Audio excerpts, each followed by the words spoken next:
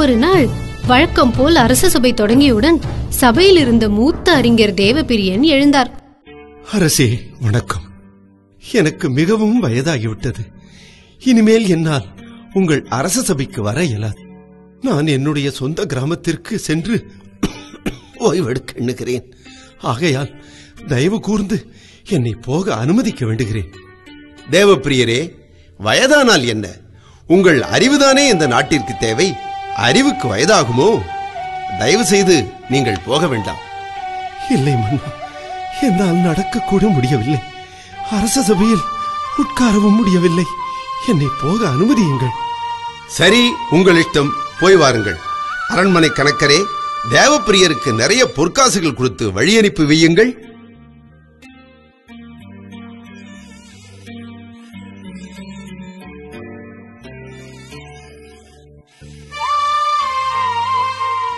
அரண்மனைக்கு வந்த மன்னருக்கு தேவப்பிரியர் நினைவாகவே இருந்தது. சிறு வயது முதல் பழகிய தேவப்பிரியரை அவரால் பிரிந்திருக்க முடியவே இல்லை. அரசரின் முகம் களை இழந்தது.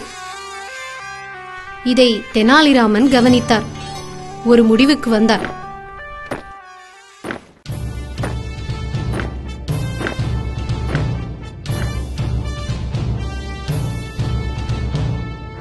தளபதியாரே, ஒரு மாதம் கழித்து கூடும் இந்த சபையில் ஏன் தென்னாலி வரவில்லை?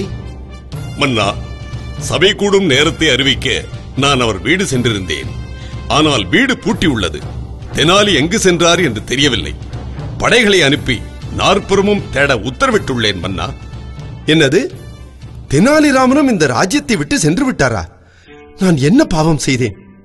என்னை இறைவன் இப்படி சோதிக்கிறார்? ஐயோ, என் மனம் மிகவும் வேதனைப்படுகிறதே. மன்னா, நீங்கள் கவலைப்படக்கூடாது. தெனாலிராமன் விரைவில் திரும்பி வர இறைவனை நாம் பிரார்த்திப்போம். அதுவரை மன நிம்மதிக்காக நீங்கள் நகர்வலம் சென்று வாருங்கள் மன்னா. அதுவும் நல்ல யோசனைதான். அதற்குண்டான ஏற்பாடுகளை செய்யுங்கள். மந்திரியின் யோசனைப்படி மன்னர் நகர்வலம் வந்தார்.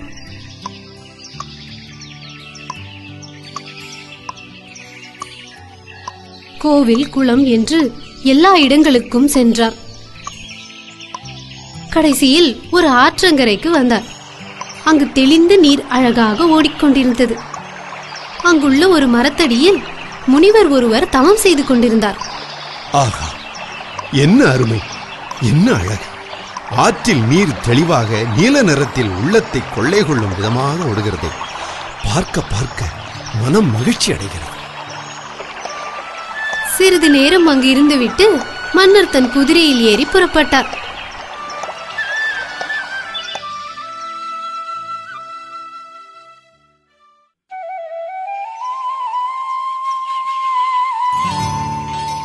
மறுநாள் சூரியன் உதித்தது.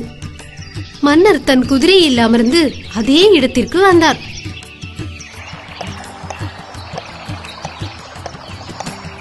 நேற்று பார்த்த அதே தண்ணீர். முனிவரே, எதற்காக இப்பொழுது சிரித்தீர்கள்? நான் ஆற்றின் அழகை வர்ணித்தது தவறா? தவறுதான் மன்னா. என்ன தவறு? நேற்று பார்த்த தண்ணீர் என்கிறீர்களே, அதில் தான் தவறு மன்னா. ஆற்று நீர் நின்று கொண்டிருந்தால் அதில் அழகு இருக்காது. அது ஓடிக்கொண்டே இருக்க வேண்டும். நேற்று நீங்கள் பார்த்த நீர் எங்கோ ஓடி போய்விட்டது. இன்று நீங்கள் பார்ப்பது புதிய தண்ணீர். அதை போல்தான் மனித வாழ்க்கையும். மனிதர்கள் வருவார்கள், போவார்கள். அப்போதுதான் இந்த உலகமே அழகாக தெரியும். அது புரியாமல் சபையில் இருந்து சென்ற வயதானவரை பற்றி கவலைப்படுகிறீர்களே. யாருக்காகவும் இந்த உலகம் சுழல்வது நின்று விடாது மன்னா. புரிகிறது முனிவரே.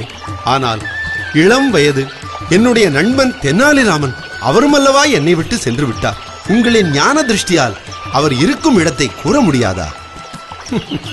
ஏன் முடியாது? நான் நினைத்தால் உங்கள் தெனாலிராமனை இப்போதே உங்கள் கண்முன் கொண்டு வந்து நிறுத்துவேன். ஆனால் எனக்கு நீங்கள் ஒரு உதவி செய்ய வேண்டும். என்ன செய்ய வேண்டும்? 10,000 பொற்காசுகள் வேண்டுமா? எடுத்துக்கொள்ளுங்கள். என் தெனாலிராமன் இருக்கும் இடத்தை கூறுங்கள். இந்த துறவைக்கு எதற்கு மன்னா பொற்காசுகள்? யாருக்காகவும் வருத்தப்படாமல் நீங்கள் முன்னை போல மகிழ்ச்சியாக இந்த நாட்டை ஆள வேண்டும். அதுதான் என் வேண்டுகோள். தெனாலிராமரே, வாழ்க்கையின் தத்துவத்தை எனக்கு புரிய வைத்த நீங்கள்தான் என்னுடைய உண்மையான தோழன். எந்த குழந்தைங்களே, போறத பத்தி கவலைப்படாம இனி வரத பத்தி யோசிச்சாதான் நம்ம முன்னேற முடியும்னு இந்த கதையில இருந்து புரிஞ்சுக்கிட்டீங்களா? இடத்தில் சந்திப்போம். நீர் சொல்வது பொய்யாக இருந்தால் தண்டனை உங்களுக்குத்தான். ஒவ்வொரு முறையும் நீங்கள் இப்படித்தான் சொல்கிறீர்கள், ஆனால் பரிசுகள் தான் தருகிறீர்கள். வாருங்கள். மறுநாள் மாறுவேடத்தில் மன்னரும் தெனாலிராமனும் வரி வசூல் செய்யும் அதிகாரி நிற்கும் இடத்திற்கு சென்றனர். சீக்கிரம் 10 பவுன் கொடுங்கள். ஐயா, 5 பவுன் தானே வரி செலுத்த வேண்டும். நீங்கள் 10 பவுன் கேட்கின்றீர்களே. என்னையே கேள்வி கேட்கும் அளவிற்கு உங்களுக்கு